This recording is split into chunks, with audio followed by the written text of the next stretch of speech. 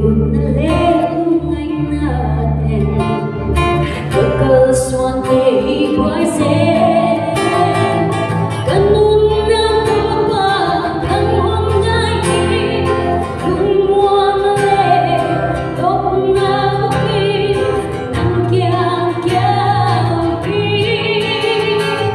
Kalau ka lang tao, unin lang, nagpapring goya, kung tuwag sa ko.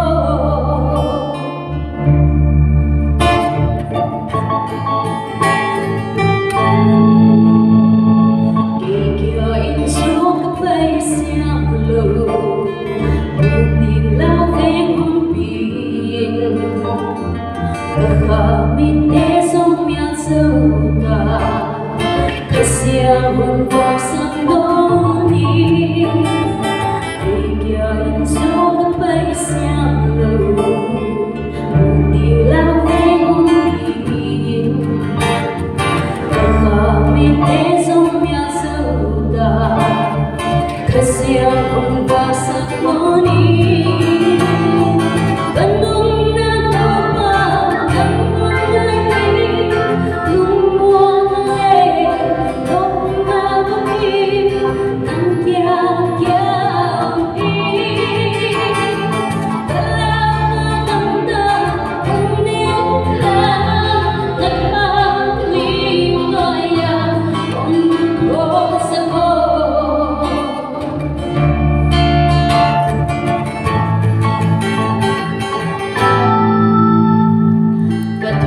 Yang lunong pida mungkin tegas wingai sela Hui media mungkin mungkin sa dan sumpat panahise Kadhis yang lunong pida mungkin tegas wingai sela Hui media mungkin sa dan sumpan manahim ganun na ba ganun ngayon lumuang le nung namin ng kiyang-kiyang